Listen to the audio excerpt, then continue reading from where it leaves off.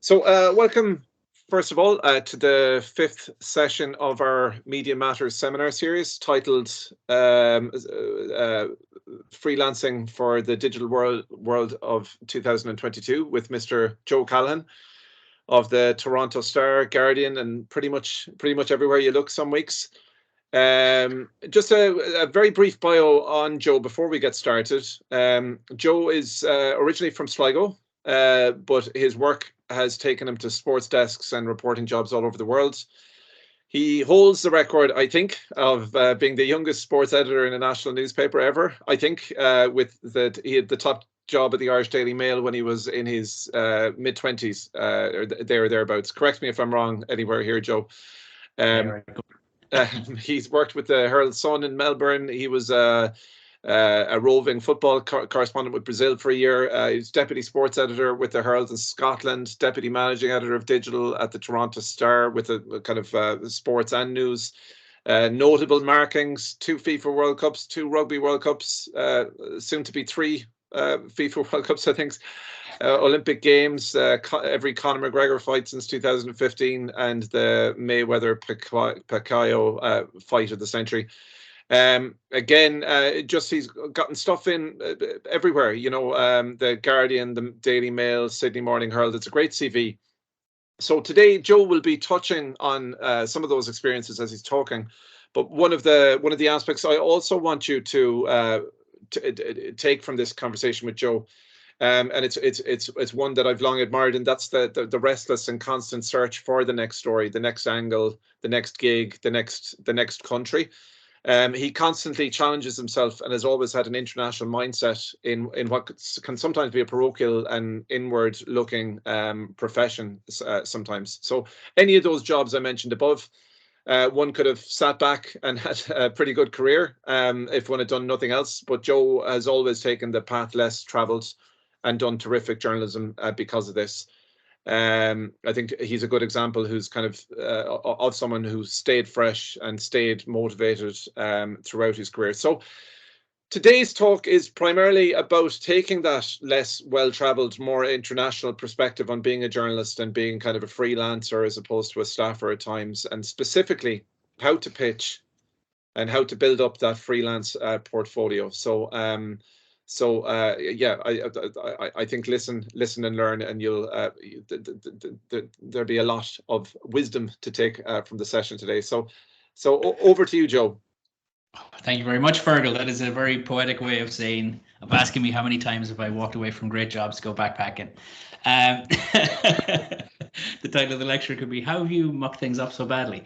No, I am indeed preparing for World Cup number 3, but I'm glad to take some time out and chat with Ollie today.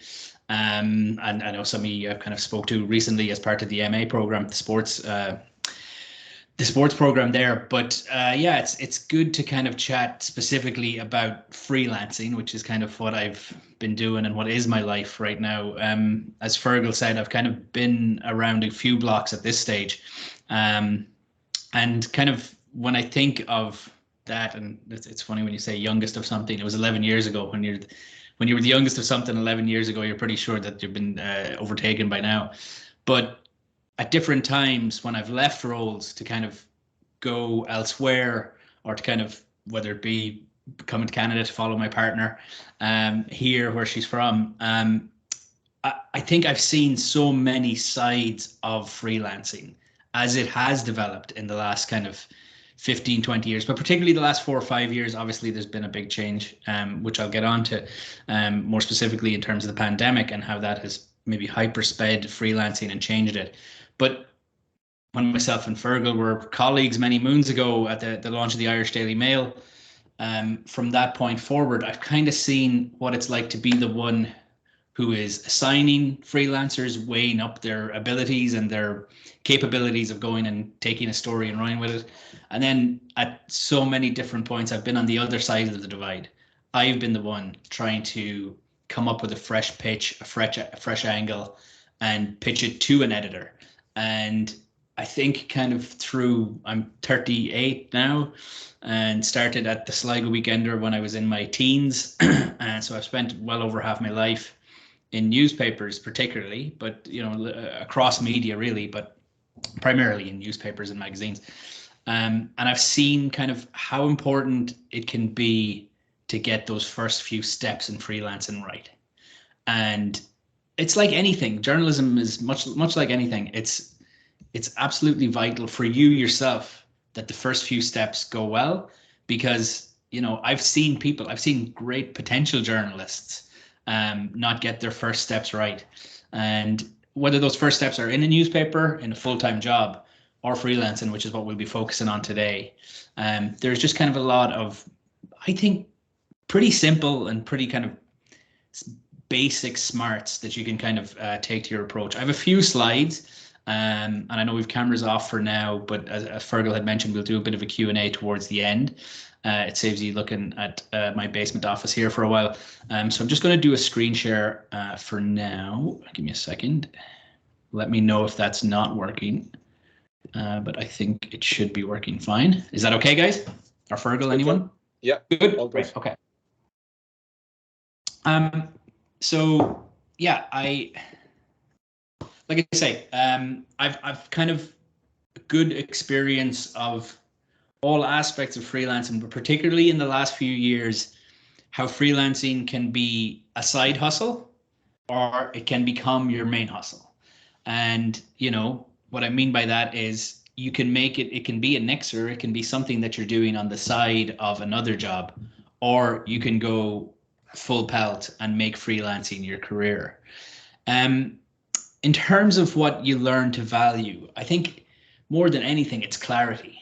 It's, there's a clear idea that this person knows what they're writing about, how to write about it, how a specific publication approaches a story. You learn to value dependability. You learn to value people that do file on time, that do file within word counts, that are cognizant of the effort that goes in on the other side of a story. The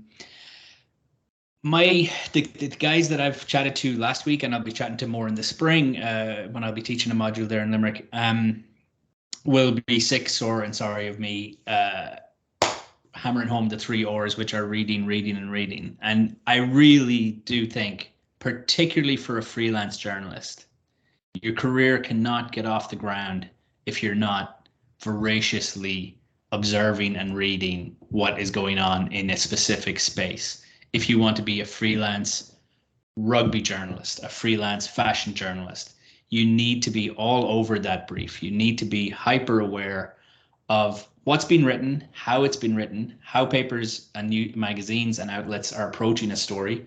And that's something that I'm sure across kind of all of the classes that you've been taking, etc., that one of the great characteristics of journalists is being curious. I think curious is a nice way of saying it, being a bit of a nosy bugger. And if you're not that way inclined, then you're unlikely to kind of be able to pitch the kind of stories that editors and assigning staff are going to be interested in.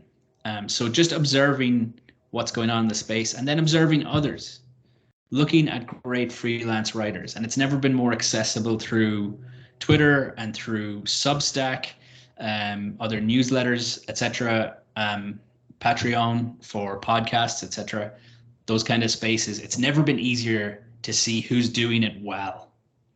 And a huge part of journalism, huge part of a lot of things, is observing what others are doing and taking your own approach to it, but not being afraid to kind of, follow what is kind of being a bit successful right now, and seeing kind of what is helping people make a career of it. I do have a very supportive partner, Naima. She is incredibly patient, and she does have a very dependable job, which helps.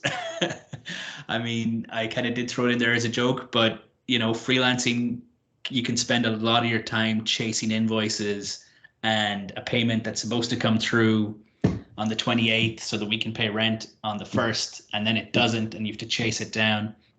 Don't get me wrong, I've made, I think, quite a successful career out of freelancing, particularly in the last 2 or 3 years.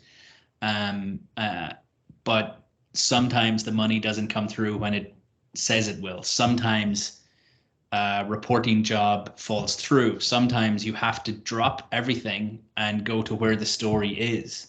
And when you have a huge German Shepherd like we do, who takes a lot of care and is a bit neurotic, having a supportive partner, a supportive family, or supportive structure around you that can kind of help you in that career, it's a huge part of it. It really is, because, you know, freelancing, whether it's freelance journalism, whether it's freelance design work, freelance architects, you're doing it, a lot of it yourself. So having supportive people around you as best you can is a huge part of it, and can help you succeed. I just threw together a couple of pros and cons as a kind of way to get into this, you know, and get into a few more specifics. Should we start with the cons? Should we start with the pros? Maybe we'll dovetail over and back, see how that works. Doing something you love. Like, I love writing. I love writing more than any other aspect of journalism, and I've seen a lot of aspects and roles. I've more often than not in my career, Fergal alluded to it a little bit, I've kind of been dragged back to the desk, or back to management roles and managing teams, which I've loved doing. I've loved hiring people and empowering people and learning a hell of a lot from them. My most recent management role at the Toronto Star was on a digital desk of almost kind of 20 people who basically made the entire website of the biggest newspaper in Canada, not just the website, but all digital properties, podcasts, social media, everything. They made it run 22 hours a day. Between 3 a.m. and 5 a.m. we'd be unstaffed. But that was amazing. But why did I leave it then? Why did I walk away to kind of come back to freelancing in 2020? I did it because I love writing, and I've wanted to make a career out of writing all my life. As I say, I'm 38 now, and I kind of really wanted to give it one or maybe two more cracks. But yeah, it's a chance for you to do something you love and to be your own boss. And so, as we see when we dovetail down through these and zigzag, being your own boss has its ups and downs. But ultimately, if you've got a chance to do something that you really love, that's a privilege.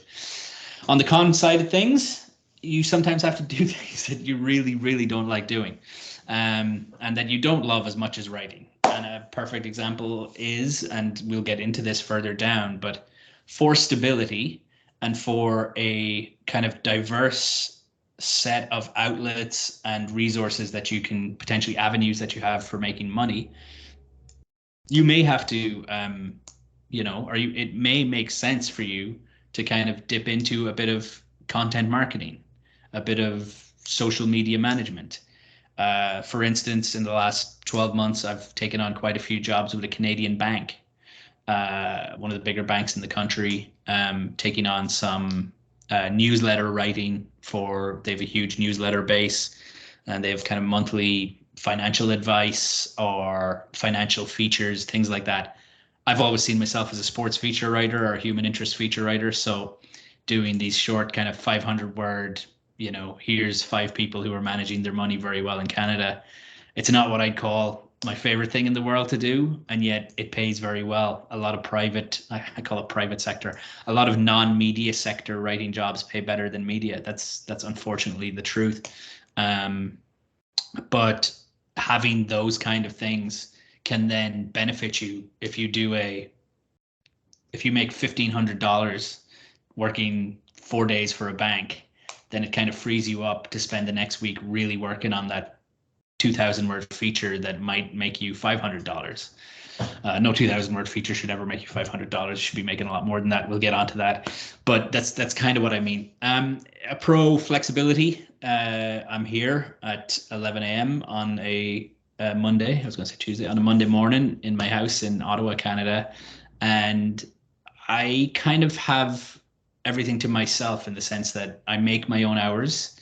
I cover what I want to cover primarily. I can go back home to Ireland and still do what I'm doing here. For instance, right now and for the last kind of few months, I've been helping out on the sports desk of the Irish Examiner newspaper. They just have a couple of a couple of gaps temporarily, and they asked for help through kind of some friends and some good colleagues that I've worked with in the past in the Irish Examiner. And so there are 2 days a week where I, do editing work from here, but I've done it from Montreal. I've done it from Toronto. I did it even kind of when I flew back home to Sligo in the summer. And I think, as I said, the pandemic has obviously hypersped that remote working, etc. But that kind of flexibility to say, you know what, I'm not going to work. I had a friend visit in Canada from the Netherlands, and I probably wouldn't have been able to take the whole of, I definitely wouldn't have been able to take the whole of August off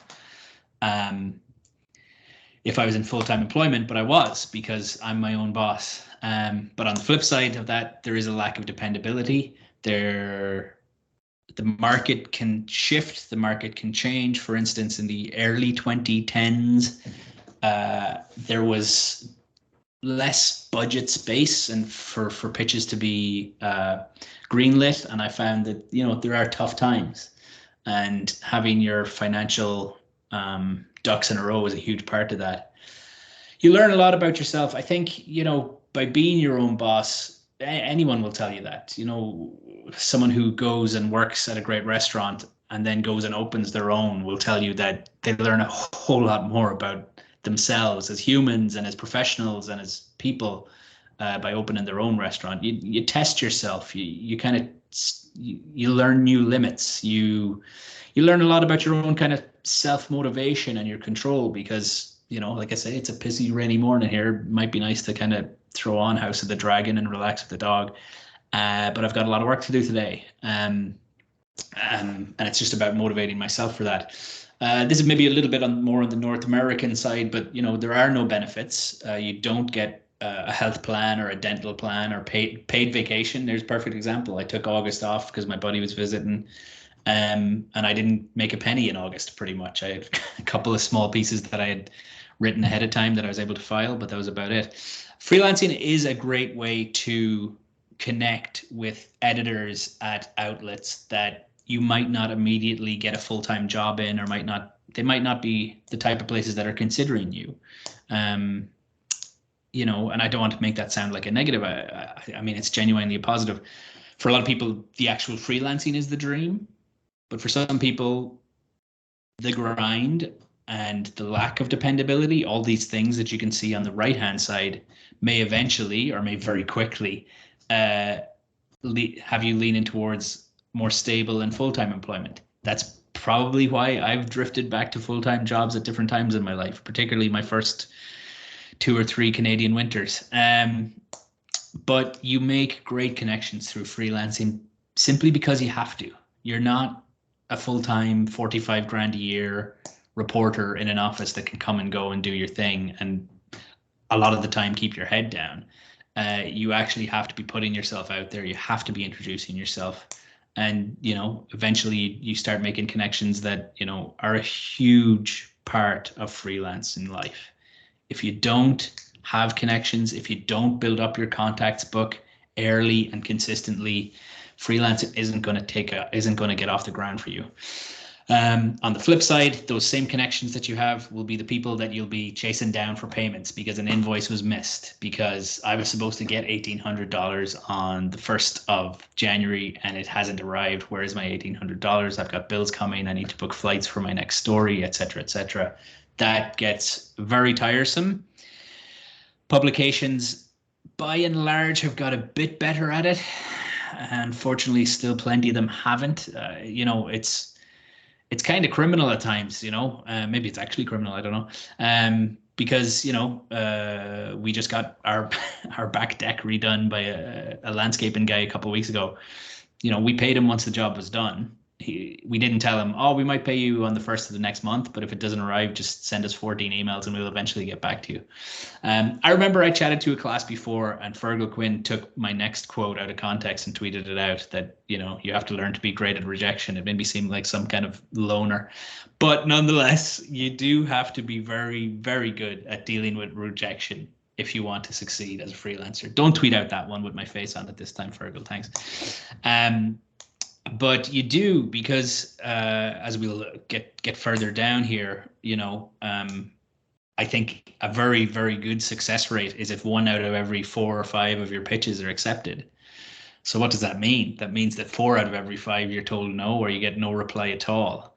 And so if you don't learn to deal well, and I think largely kind of let rejection, this really is starting to feel like dating advice, letting rejection kind of wash over you a little bit, and learning that it's sometimes and oftentimes nothing to do with, or not totally to do with how your pitch went, or how about you as a writer.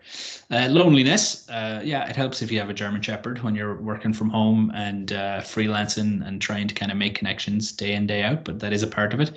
It can be lucrative. I haven't yet found it to be very lucrative for me, but I've been comfortable, and I have rarely had kind of moments where I'm like, oh my God, I'm going to go to the wall here. But on the flip side, and particularly in this age of Substack and paid newsletters and things like this, there are some people who have built up enough of a profile and are so good at what they do that they're making very healthy 6-figure salaries all for themselves, you know. One final con there, even though I wanted to finish on a positive, but one final con is no delegation, which obviously that makes sense. But there are some parts of the storytelling process that, you know, you might, or if you're a manager or whatever, you might, you know, can you chase down the city hall for their kind of response to such a thing? Like, or I need someone to go down to the courts to kind of grab this aspect of a thing. Well, that doesn't happen as a freelancer. It's all on you, you know. Maybe you'll get to the stage where it can be lucrative and you can kind of hire a gopher and someone to help, an intern, etc. But yeah, so that's some of the ups and downs. The state of the market right now, I alluded to this a wee bit, but I do think that it's interesting. You hear a lot of sectors say this, particularly say maybe the tech sector, that there are weeks when decades are happening, or whatever it was. I can't remember how Shopify, which is a tech company here, put it. But the pandemic certainly sped up the pace of change in journalism too. And that obviously has manifested itself in terms of remote working and geography being a little bit less of an inhibitor than before, but also in terms of opportunities. Some legacy companies, newspapers and outlets continue to contract, some expand, but generally I've found that there is more of a willingness now and more budgetary space, which is kind of the key part, to cover stories that, you know, specifically they may not hire and put kind of 60 grand a year towards hiring a full-time reporter, but they're happy to put 20 grand a year towards a freelance budget for. A good example, just because it's right now, but the 2 biggest papers in Canada are the Toronto Star and the Globe and Mail. Canada is having a real moment as it comes to football. The men will go to the World Cup in Qatar for the first time in 30 something years. The women won gold. The women who have kind of carried football for so long on their shoulders here because the men were shite. They won gold at Tokyo last year, but neither of those papers have a soccer correspondent. Neither of them have a full-time football writer. And there's something changing there. You know, I think over time, especially with a World Cup coming up in Canada in 4 years' time, a men's World Cup, I should say, that may change, and the demographics of the country mean that Canada is moving away from, say, ice hockey and other kind of legacy Canadian sports a little bit, towards more kind of diverse ones like soccer and basketball, even cricket. Sorry, I'm getting a bit in the weeds here, but nonetheless, what I mean is that, you know, the opportunities are there, and people are recognizing that, you know, these are stories that need to be told. They maybe just haven't got to the point of hiring yet. Yeah, I think that freelancers also have a little bit more power as well as opportunities. Journalists generally have more power to kind of break out on their own and start their own thing. I'm sure some of you are aware of Substack. It's a kind of subscription newsletter platform that a lot of prominent writers have gone to. Some from different kind of sides of the political persuasion, let's put it that way, but equally some really great writers and journalists. Grant Wall, who's a soccer writer, is one who kind of springs to mind from a North American sports perspective. And he has now built up. He and others on Substack have now built up enough paid subscribers monthly that they may well be making as much as they were when they were in full-time employment elsewhere, and sometimes more. I think that one great sign of health, and a couple of these screen grabs here that I hope you can see on the right, this is what I'm talking about. The volume of assigning editors that I see on Twitter specifically, because that's my kind of where I go. Surprise, surprise. But the amount of them that are actually putting call outs out there and asking freelance journalists to come pitch. And I'm sure Fergal would kind of agree with me that, 5, 6, 7 years ago, you wouldn't have seen that. Braden, the top right one there is Braden Homeyard, a former colleague at the Toronto Star, asking, literally saying, I want your interesting feature ideas. I want them outside of the regular beat coverage. What he means by that is kind of the 4 or 5 standard professional sports teams in Toronto. He wants kind of the interesting kind of, features and good ideas. Below is objectivejournalism.org, looking for a specific topic and actually putting the specific amount of money that you're likely to be paid in there. If you want to report, write, or critique on legacy food media, pitch this place. And one other small thing is that I think that, and this is just, a lot of this is kind of anecdotal and personal, of course, and I guess that's why I'm here with you guys, is to kind of give my own perspective, but my own perspective and that of a couple of friends who've also gone freelancing in the last few years, is that there is a bit more collegiality. There's a bit more openness from other journalists to help one another a bit. And I would say that part of that is down to the fact that there are more opportunities, because if there were fewer opportunities, it might be a bit more cutthroat. I think that's most likely to kind of be at least one factor of it. But I had a friend who in March, she had just recently relocated from Canada to London, and when fighting broke out, she jumped on a plane and went to the Polish-Ukrainian border to freelance for a couple of outlets. And, obviously a war zone is a particular kind of theater when it comes to journalism. But, she found other journalists, whether they be kind of full-time or freelancers, incredibly helpful at every step of the way, A few tips, and I realize I'm flying through them here, but equally, I do want to kind of leave space for plenty of questions for you guys. And I did kind of want to just, as best as possible, kind of cover as much ground in 45 minutes. But so some of these are a little bit specific and nuts and boltsy, and some of them are literally just kind of a bit more kind of soft and touchy-feely when I read the first one there, because it kind of sounds a little bit like very management speak. But figuring out your why. You need to be driven to succeed in most places. You need to be driven to succeed as a freelancer more than anything else, because like I said to you, it all comes down to you. It doesn't come down to story ideas landing in your lap. It doesn't come down to the rest of the sector kind of coming and explaining what's hot and what's not. It's all about you. It doesn't come down to, although sometimes, and I've been lucky enough that this happens from time to time, an editor reaching out to you and going, I'd really like you to write on this topic. Would you be free to do this? When those land in your lap, it's an absolute joy. But yeah, being passionate, being motivated, not just by financial rewards, but by kind of all of the pros that I put out there in the first kind of couple of slides. That's a big part of this. That's a huge part of actually succeeding. I think, if possible, easing yourself into freelancing is a huge, can be hugely beneficial, because ultimately, like I said, and in every single one of the cons, there can be a lot of instability. There can be a lot of unknowns.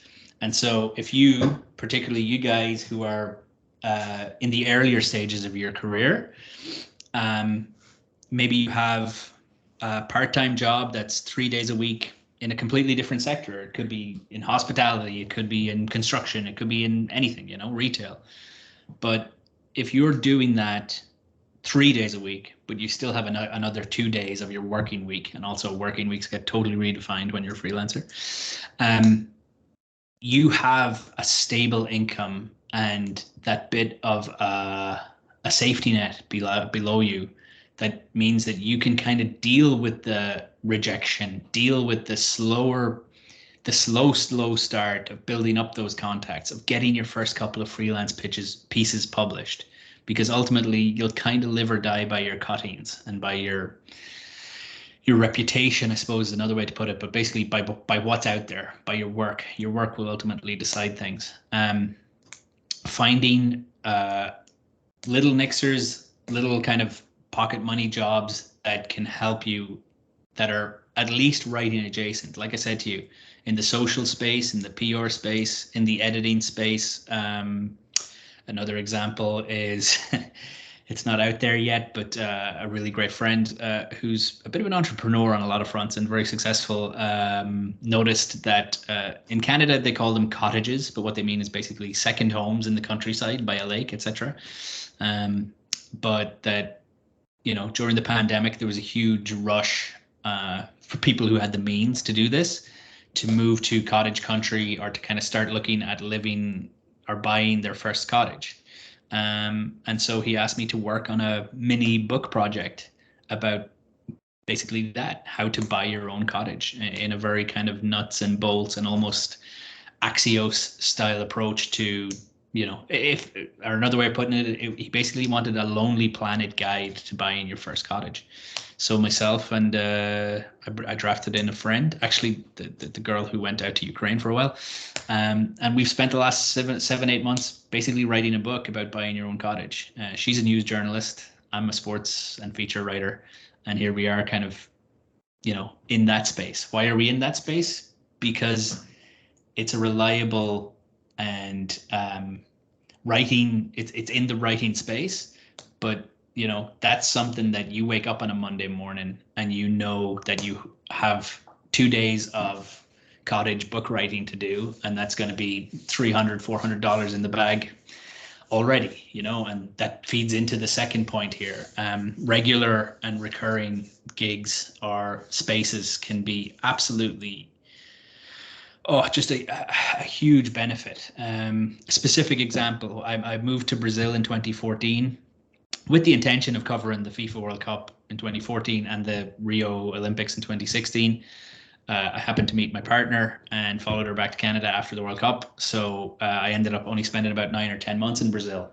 But when I was in Brazil and when I got out there, when I was finding my feet, learning Portuguese, getting kind of set up, I had not one but 2 weekly columns that were locked in for, well, basically for as long as I kind of really wanted, but particularly for the run up to the World Cup. I had a weekly blog from Brazil for Mail Online. I'm trying to remember, I think it was about 180-200 pounds sterling. And then I had a column in the Irish Daily Mail, a print column on a Monday morning, just kind of opinion column. And that was maybe about 180 euros. But, top and tail of it, I woke up every Monday morning and knew I had $400-500 made, which just for your peace of mind is it helps you think a lot clearer when you have that stability. Another tip, I guess, just being hyper aware, being constantly watching what's going on in the space. I've had friends who have gone freelancing in different countries, and Fergal would have seen this in his time in Southeast Asia too. There are often kind of associations and freelance groups that share opportunities, share information, and share calls for pitches. Being aware of those on Twitter, the kind of examples I had just showed you, these ones here on the right, being hyper aware of those and when they come. I think that's a huge part of it. God, I put rejection in there again. Okay, I'm not even going to deal with it. Learn to deal with rejection. Okay. Finding a niche. I think that's true, particularly as you're building up your freelance career and learning kind of the spaces that are going to work best for you and that you're going to work best in.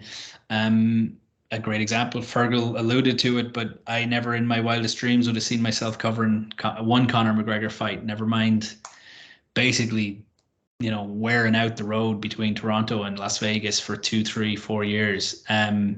But I was in a space where I'd moved to Canada. Things weren't going great at all in the first 6 months here. I thought I had a great CV, and then the Canadians disagreed with that.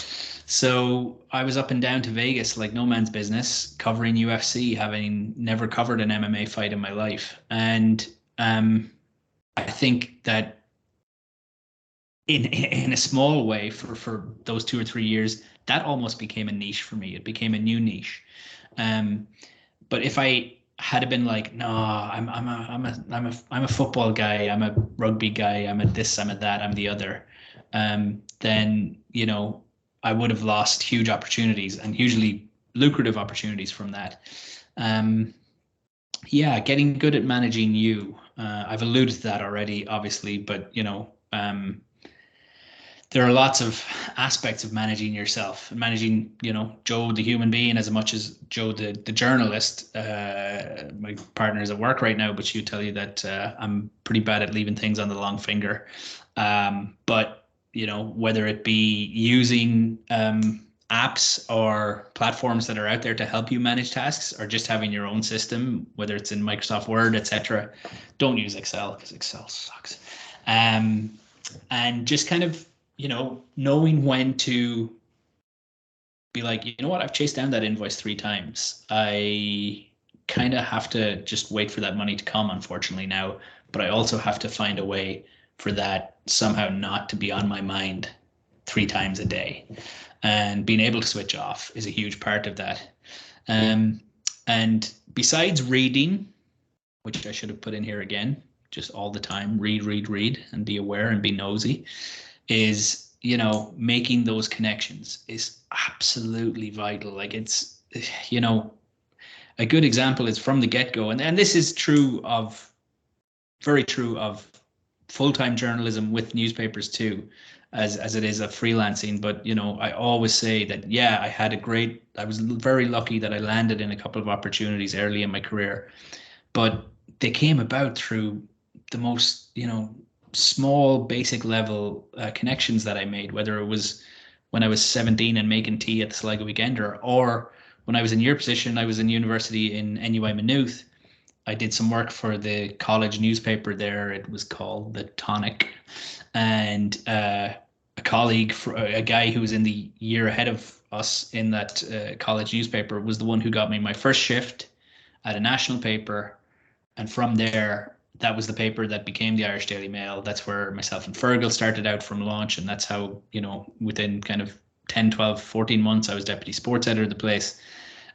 Just very lucky that these opportunities came up. But all of that was from making a connection in university and holding it through, and that's a huge part. That's a huge, huge part of it. If you're going to sit there and wait for people to come to you, if you're going to sit there and be like, I'm just going to send one email, let's see, and if they don't respond, well, I'll just wait. You need to have a drive to get yourself out there, and you need to, even if you're not so much of a people person, but you need to find a way to make connections. I realized that time is moving fast, so I wanted to jump straight into pitching, because pitching is vital. Pitching is how you're going to get work done. As I say here, it's your one-way route to success. Think of it as an elevator. We've kind of heard of, what's your elevator pitch for this new invention? But it's basically throwing a line out there that you have this idea, you think it's going to work very well for someone, and this is a piece that you really want to work on and publish, and you think it'll really benefit this publication. Think of it as an advertisement, but also that should be an an. I'm editing myself in real time. Think of it as an advertisement, but also an endorsement of yourself. And I did want to give, Fergal suggested, I think it's a good idea, a couple of examples here, just quickly, of what a pitch looks like. So let's go with this one. This one's actually a bit long, okay? But this was last August. I had not written for The Guardian for 3 or 4 years and was really hungry to get back working with them. So this was to their sports editor.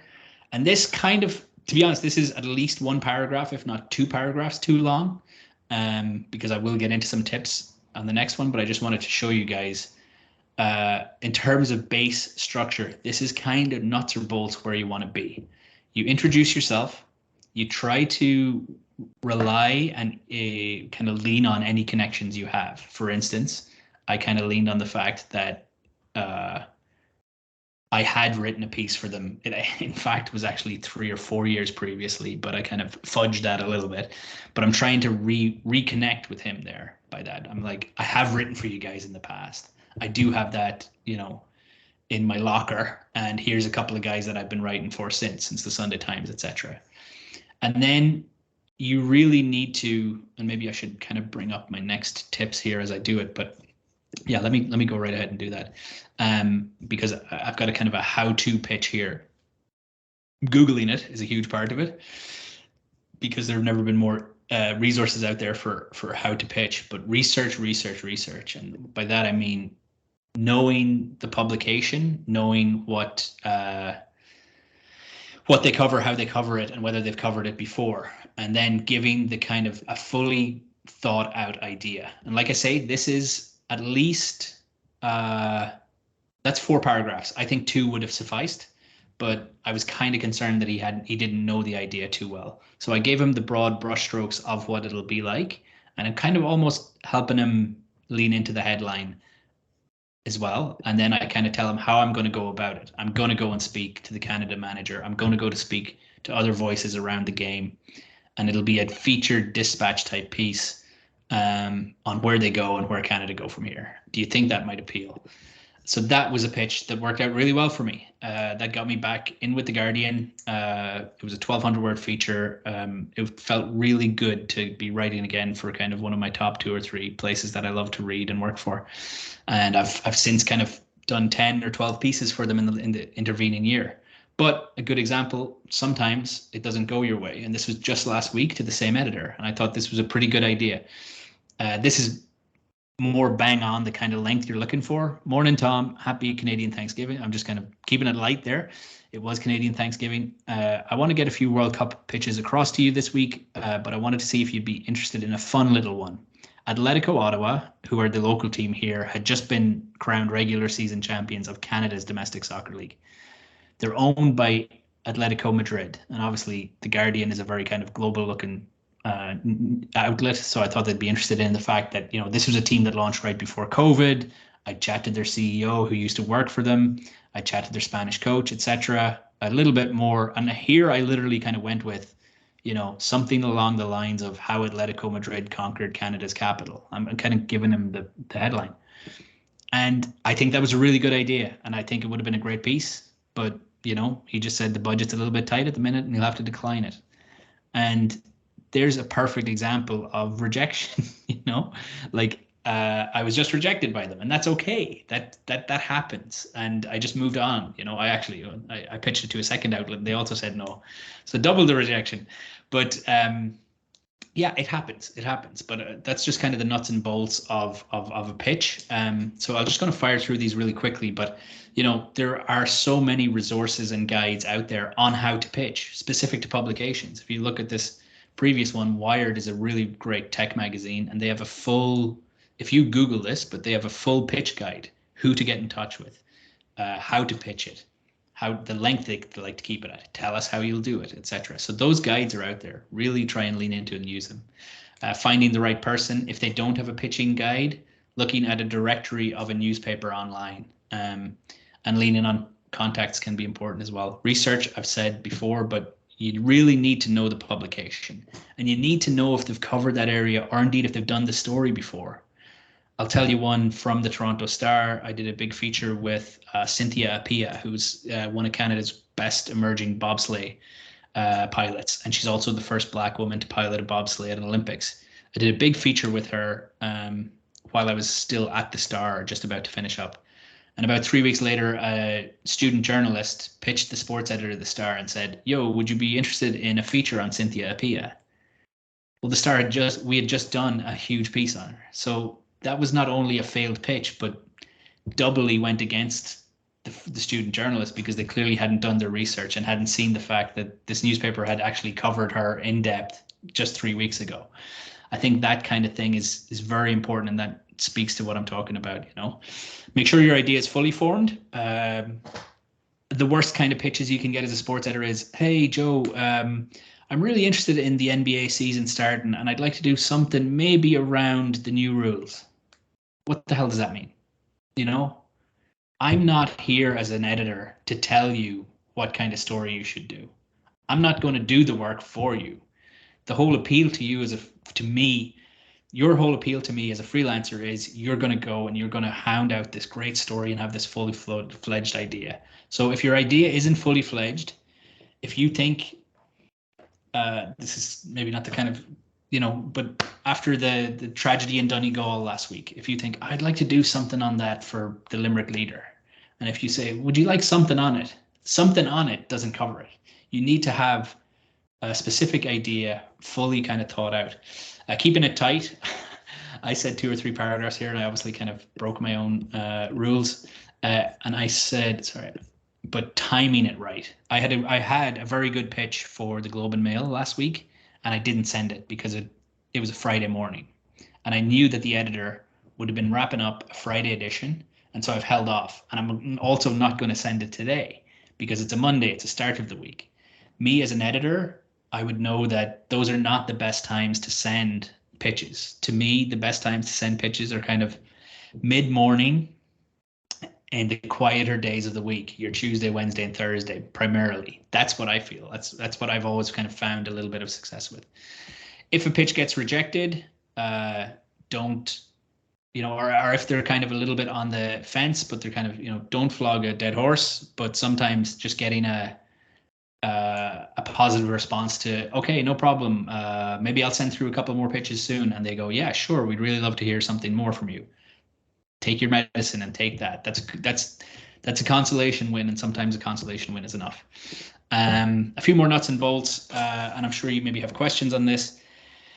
It's a difficult one, but rates and payment should nearly always be agreed upon ahead of time.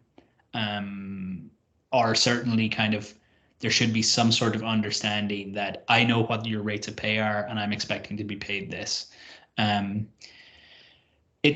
I didn't include it in my Guardian pitch that time, and I also almost never included in a straight pitch the first time, because this is just me, but if you were chatting to, it's like, if a homeowner, if an estate agent is trying to bring you in, they don't tell you how much the house is right away, right?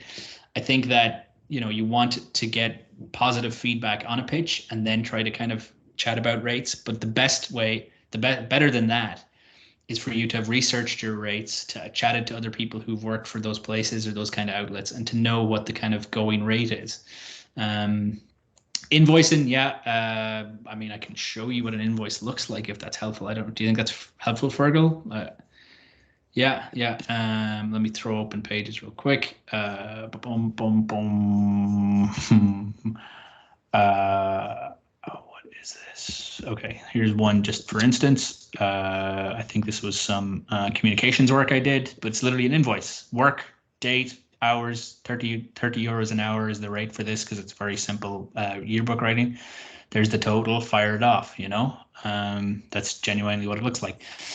There's another perfect example. That's a little side hustle, which I find very useful from time to time.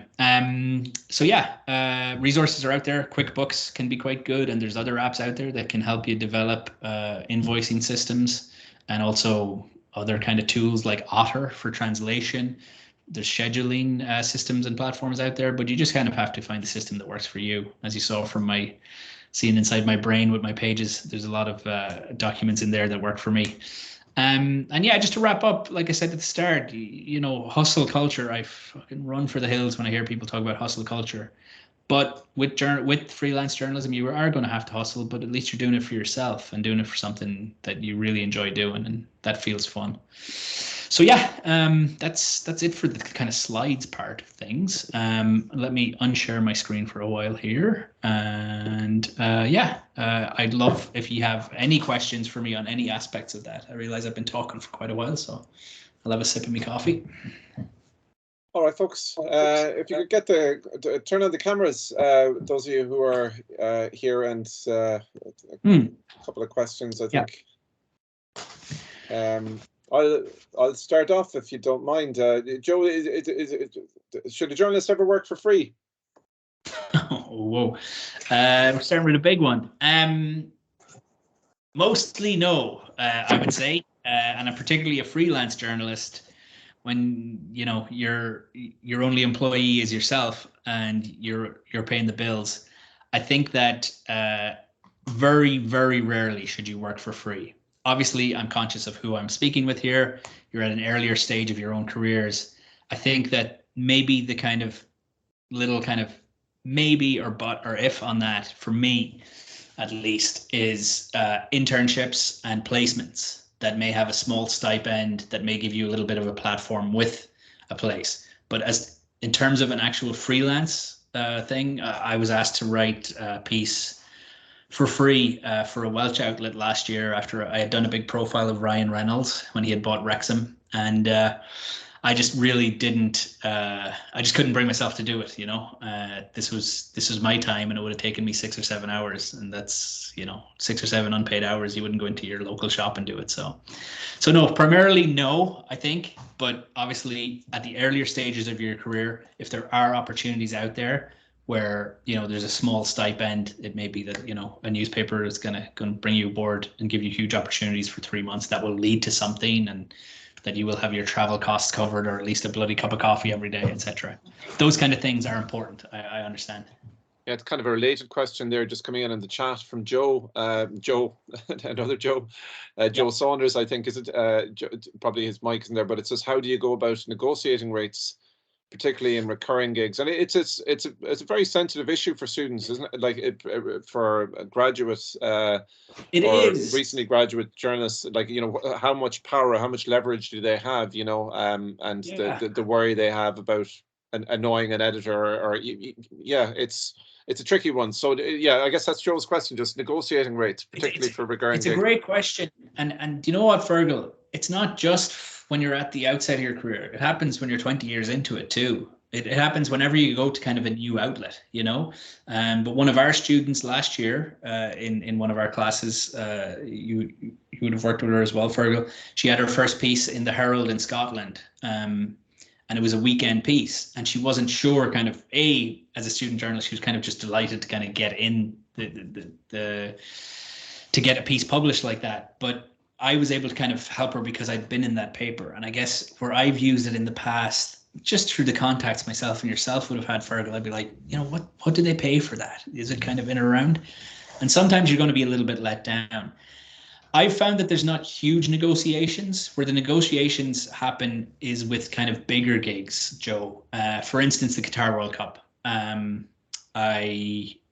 chatting with a couple of different outlets in Ireland and Canada and in the UK about whether I'll cover the World Cup for them as a daily kind of, basically, I'm going to fill 2 pages for you every day, or on a match by match basis. And because I'm paying my own way to Qatar, and I've dropped $11,000 already in terms of my own costs on accommodation and flights and phone and backup things and all the rest, there is a certain expectation that the rates are going to be a little bit higher than if I was covering Shamrock Rovers against Bohemians. So that's where the negotiation I've found happens. With The Guardian, I know what their rates were a little bit. They're also actually kind of, because of the backlash, and because during the pandemic and other kind of reckonings in media, there actually are a lot of spreadsheets out there floating in the social media space that freelancers have put together, particularly in North America, on kind of how much the New Yorker pays for a 1,000-word story, etc. And that's honestly just people speaking to each other. And I would say, honestly, because look, I'll probably be teaching Maury in the spring. Don't be afraid to ask people like me. Don't be afraid to ask people who are around you in your circle who've had pieces published.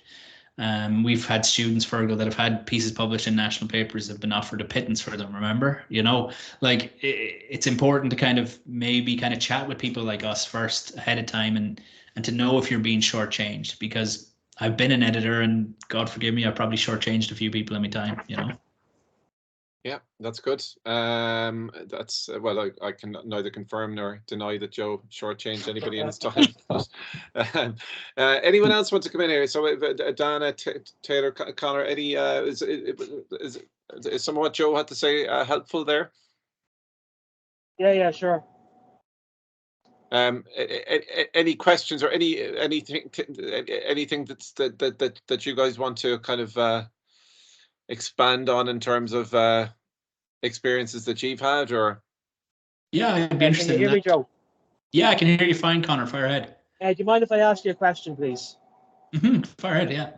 I was just going to ask, obviously with the pandemic, people have got so used to working from home, it's almost become the norm. Is freelancing the future, or will there always be new room for people who will just do, my editor wants 500 words on Man United last Monday, and I'm always going to do that? Is there always going to be room for 9-to-5ers, or is freelancing the future? I think it's a great question. I think that we're moving towards a more freelance future, but there'll always be the reliables, because you need that.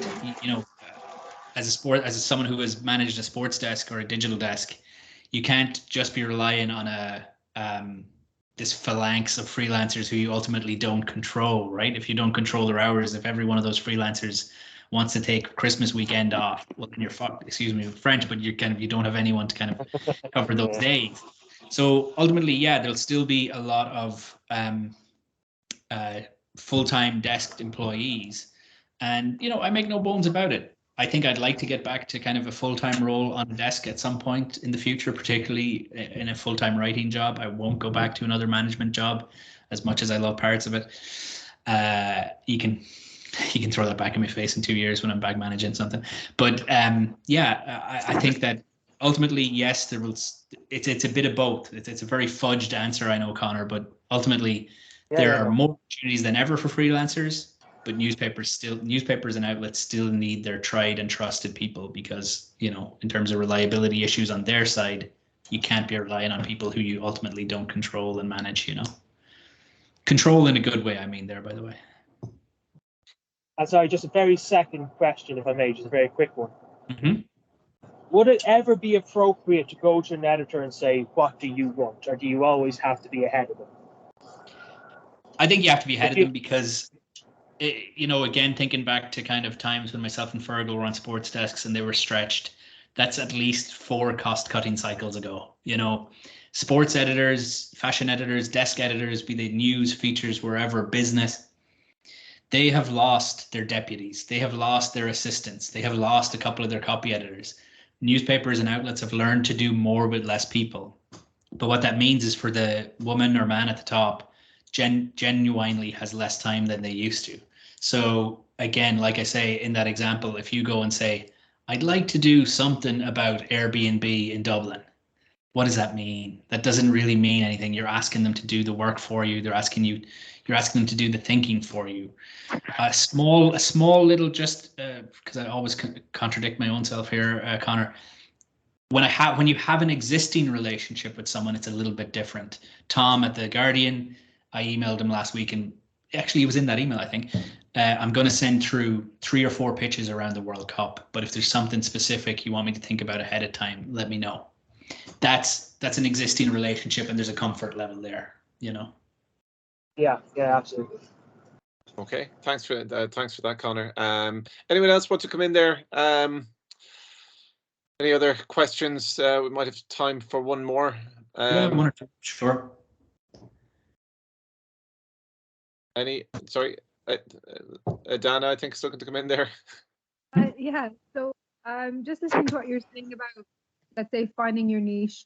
If you're starting off, like, let's say a lot of us are students, and let's say you have multiple interests, but they don't overlap in an obvious way.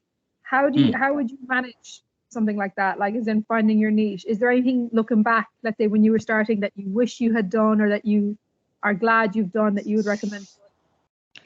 That's a really, really good question in terms of looking back. And there's probably a million things, Dan, that I wish I'd done, professionally. There's obviously a million things I wish I'd bought stocks and whatever.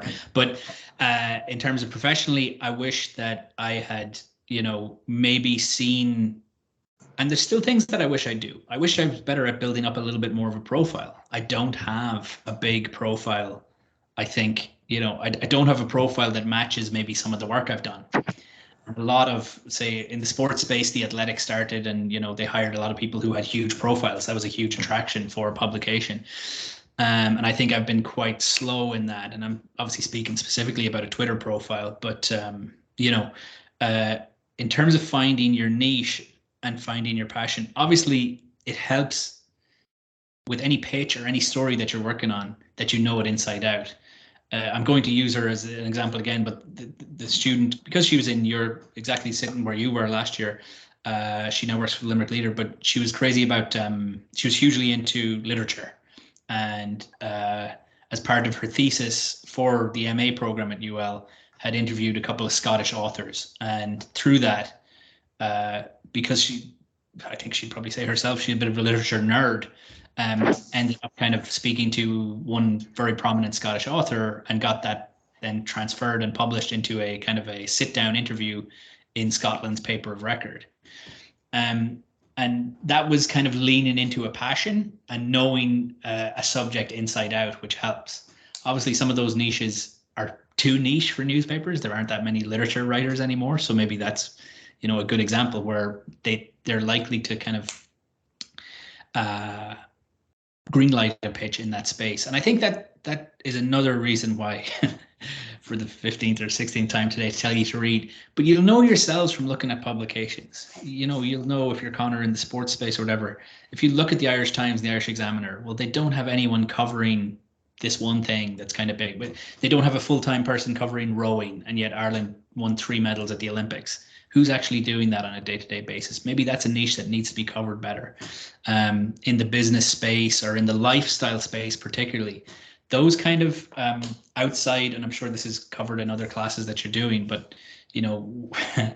generally when newspapers have to cut back, they cut back all the shit that isn't news. They're like, sport 20% off your budget, lifestyle 30%, business this, entertainment this, personal advice this, and news is the last to be kind of cut. Hard news as such, the first 40 minutes of the 6-1, if you want to put it that way. And so, yeah, you can kind of see some niches there. But to go back to your question, and it's such a great question. There's always going to be things you wish you did differently, and there's always going to be opportunities you wish you'd spotted. I'd say there are people who wish that they'd spotted the McGregor phenomenon first.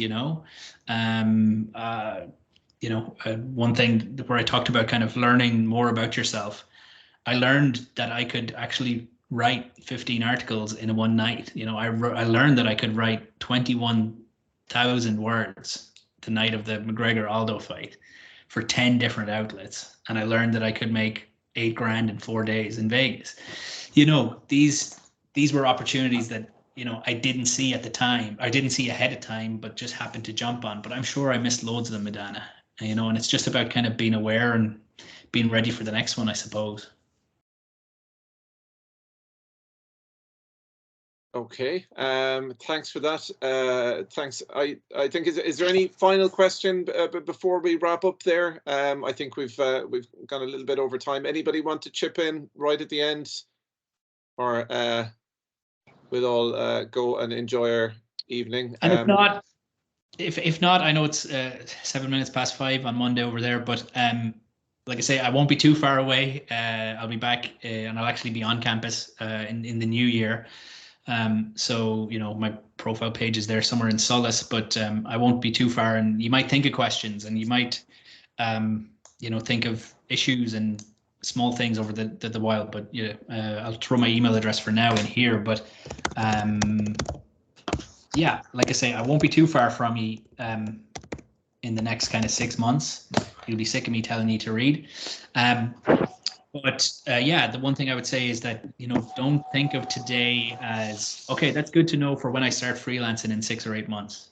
Start thinking about those ideas now, start thinking, try to get yourself, if you can get 2 or 3 bylines by the time it comes towards the end of term in March or April, you'll be absolutely flying. And I'd be more than happy to kind of help you with them at different times, so yeah, thanks for your time. Great. And yeah, any questions over the while, just let me know. Thank you so much for that, Joe, and thanks for being so generous with your time this afternoon. And thanks everybody for joining us. And cheers. It's great to see so many. I included just the Twitter handle there and the email address there if you want to get in touch with Joe directly on anything. Okay, thanks everybody. Okay, finally reach out on anything, just let me know. Thanks again. Thanks, Joe. Cheers, okay, guys. bye-bye. Chat soon. See you. Bye-bye.